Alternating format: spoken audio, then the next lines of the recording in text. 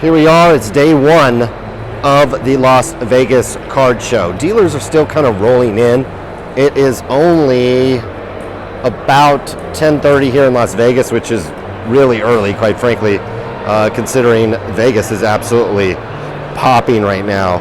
I tell you what, I've been to several shows recently, and what I'm seeing at this show are some of the nicest cards and high quality material that I've ever seen at a card show. I mean, we're seeing, like, here's just a case full of Michael Jordan. Right next to it, case full of Jordans and Kobe's. I mean, you're just seeing beautiful cards here. Stuff that you don't see all that often, at least in person. Here's my boy Luka.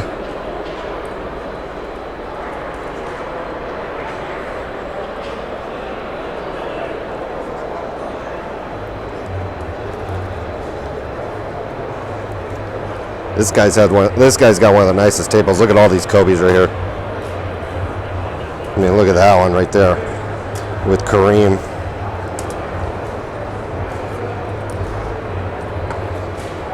Just crazy amount of nice cards, as you see as we'll walk through the tables.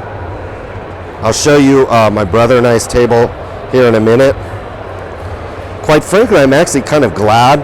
You'll see when I go over our table, we've got a lot of like lower end stuff, because if you try to compete on these high end cards, all these other guys literally have that covered. I mean, I'm seeing a lot of Herberts,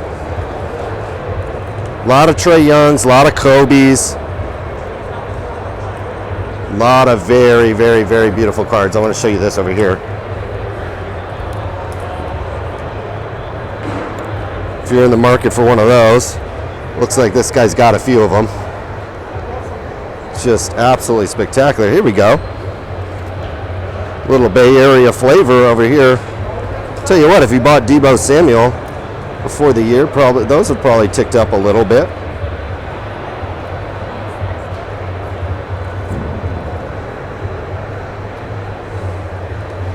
Lots of Kobe, man. Lots of Kobe. Here's more Kobe's.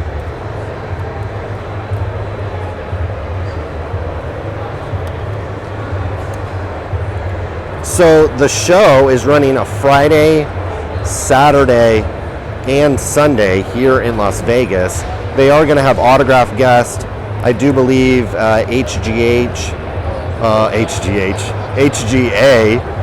If you want to take HGH, you can probably find someone dealing that here in Las Vegas. Here's my brother, Sports Card News, setting up his table. He's working hard over here.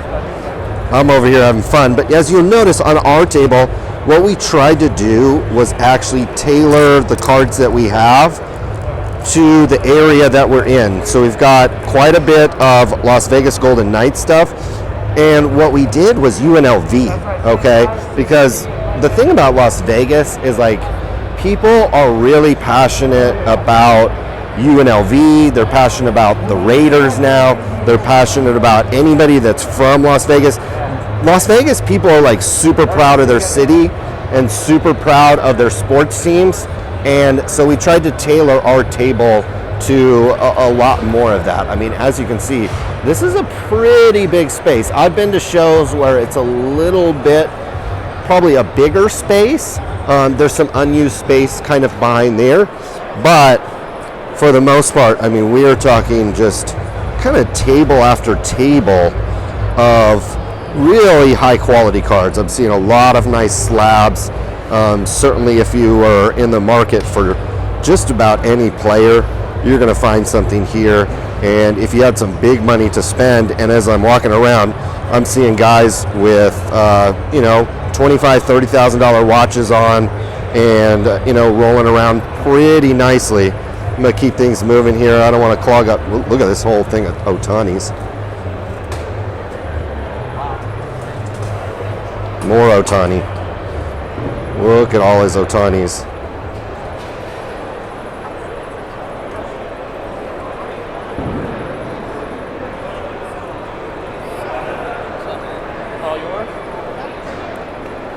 Got some younger collectors here, younger dealers. You know, and there's some like corporate booths as well. You're seeing some of that here, which is kind of cool. I like to come to shows where you see some stuff that and see some companies in this hobby that might be kind of new and that you're not really aware of. And so I like that. Certainly too, you're going to find stuff like this here. You're going to find boxes where, you know, look, I mean, that's a whole thing of graded. You know, I'm sure if you dug through that, you're going to find some good stuff. There's just a lot. I'm just seeing a lot of mid to high end graded stuff here.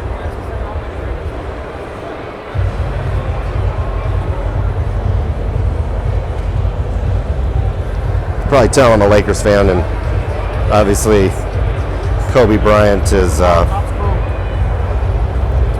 someone I still very dearly miss. It's basically like losing a family member. What I want to show you over here are these card cases this guy had. I was talking to him about them. This company's actually here. If we make our way over there, we will we'll take a look at them. But it's these showcases here, and you can stack them, and they're like pretty easy to put into like kind of a rolling suitcase that they come with. I thought these were cool. There's like a little bit of like a lip. I don't know if it comes through on the camera, but they're really clear, and so I like those. I mean, these cases are great too. But if you're in the market for like a new case, I actually think these made by Crystal Clear Showcases, I'm a fan of those. I'm liking those. Here, look at these cards right here. I mean, just stuff you don't see every single day, at least in person, unless you're just really, really, a nice little bat knob card right there. A little bit of unopened wax. I'm not seeing a ton of unopened wax, probably because stuff's just hard to get, and people are opening it, okay? You know, you got group breakers and stuff, just opening a ton of that stuff.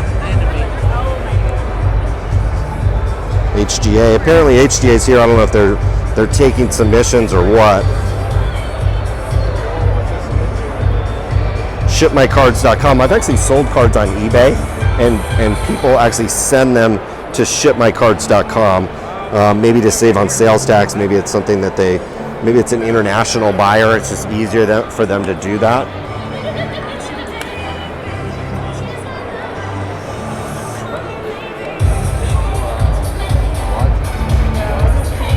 Gaming stuff. Here's a stage. I'm assuming this is where autographs or guests are going to be. There's numerous autograph guests. Unfortunately, off the top of my head, I can't exactly remember where they are at, but just a cool card show. We weren't really sure. I believe this is the first one of its kind here in Las Vegas, at least at this venue and at least from this promoter. And you know, it's exceeded my expectations, especially from a card quality standpoint. I mean, dealers have come out to this show because when you look at the cases that people have, these are dealers. These are guys that are heavily buying trading cards, constantly trying to buy and sell, and it's just a wonderful card show so far, and quite frankly, like I said, it's really not even open yet. We're still kind of warming things up here.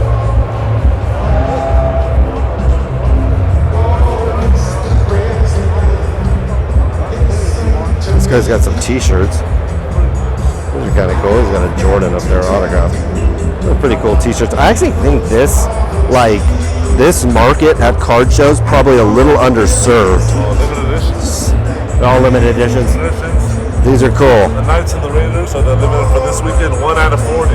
1 out of 40. Yep. Very cool. Signed it by hand. Very nice. Very nice. All my profits go to the Make-A-Wish Foundation. Oh, very nice. What's your company name? My Team Designs. My Team Designs. Thank you. So all his profits All of them. donated to charity. Even from this. Air Jordan signed jerseys. Beautiful, beautiful. Good luck to you. Thank you, guys. Very nice cards. Pokemon, hey look, you got some candy. Las Vegas own Chris Bryant. Hopefully he's in a Giants uniform next year. That'd be exciting to have him back. Funko, very popular. Was talking to a dealer the last show we were at in San Diego. Learned quite a bit about a Funko, and if you have a wholesale account with a like a Southern Hobby and probably a GTS, you have access to those products, and it's probably worth trying to sell those. I haven't gotten into them as much as I probably have, but I have sold a handful myself.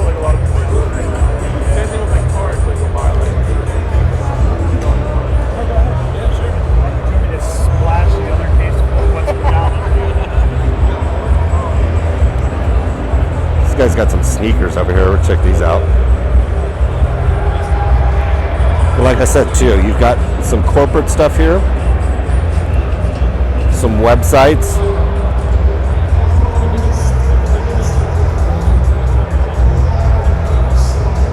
That's interesting. I think this idea where you're actually going to like borrow against the value of your portfolio of cards, that is something that Michael Rubin, who owns Fanatics, and as obviously you know, Fanatics is going to take over the new sports card market. That is something he talked about, and I personally think, you know, a lot of people are wondering what's the value of trading cards. What are they going to do? And they've kind of fluctuated. Obviously, we had a massive boom in trading card values, but what I think will potentially take it to the next level, like people are always wondering, are we going to get another acceleration in card values? Well, I think you could if people are allowed to borrow against the value of their cards already, essentially using them as collateral. People do this all the time in real estate, number one, and in the stock market as well. If you have a very, very large portfolio of stocks and you have a good relationship with your broker or with an investment bank, they will gladly loan you money off that. And here's the thing, is that is actually a really good thing to do if you live in really high tax states like I do in California, because a loan against your assets that's not considered income. So if you live in a high income tax state like I do in California, well, all of a sudden now you're borrowing against your assets, and that is tax free, and you don't have to sell the cards and realize capital gains just like you would with real estate or stocks. I think the same thing is going to come to trading cards, because look, you come here to a dealer like this, and this cabinet, he's got, he's got multiple cards here. Well, we're talking about 1,000. We're probably potentially just a retail price of, this cabinet might be $100,000.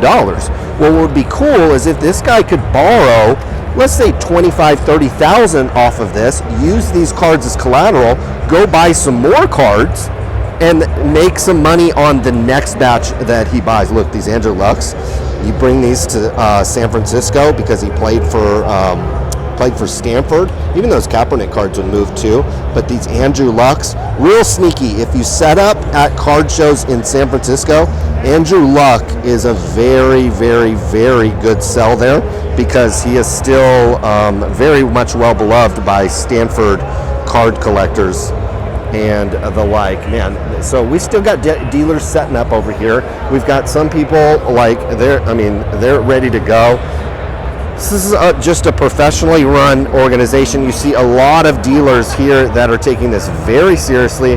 This is either a very much, I wouldn't necessarily call it a side hustle, but probably definitely a really nice source of income for a lot of people. And it's just very cool to see. I don't make it out to the major card shows like the National. I didn't go to the one in Texas. I have to imagine, while this is not going to compare to a national type show, this will be on the higher end of what you see in terms of card shows that you're able to attend, and this is in Las Vegas, Nevada. Now the thing about this card show, it wasn't hyped up by any of the quote-unquote influencers. I have known about this card show for months and months and months. I was probably one of the first dealers to actually sign up and get myself a table, because it's Las Vegas, guys. Some of you guys will plan your whole year around flying to New Jersey to the National. You'll plan your whole year around flying to Atlantic City, which is a straight dump. You'll fly to those types of places, stay in rundown hotels, go elbow to elbow at the National, and you won't come to Vegas.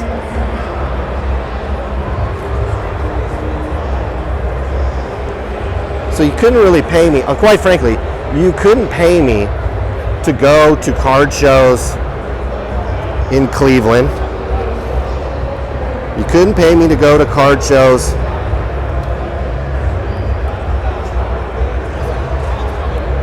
in Atlantic City. But if you've seen what I've spent coming here to Las Vegas, it's a pleasure to be here. Ooh, this guy's got some shoes right here. Woo! Ooh, I want a pair of these one day. I gotta get a pair of those. I like the white ones. I'm just afraid they would get so dirty all the time. Like I said, I'm not seeing a ton of sealed wax. So if you're looking for that, probably not the right show for you. But if you like single cards, especially graded, I mean, there is literally table after table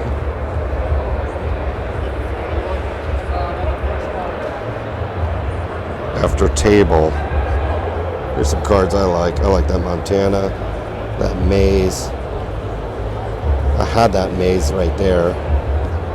Sold it. And I'm just seeing so many nice cards here.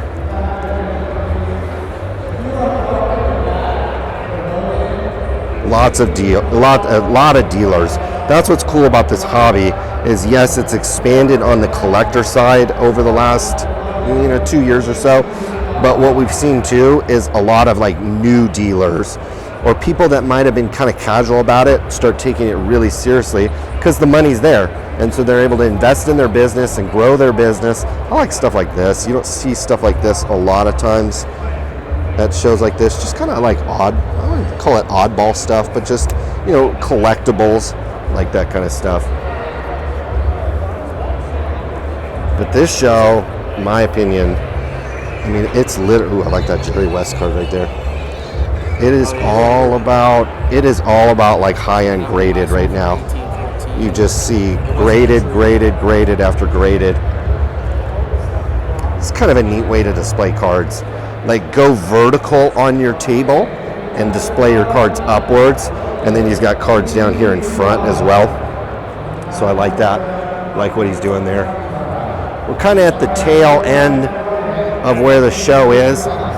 There is some empty room in here. I tell you what, they probably could expand this even more. We'll see what the turnout ends up being from the public side. Still a little early, okay? It's still a little early for the public to be here, and I'm sure when the autograph guests come in and the like, things might pick up here from a consumer traffic level.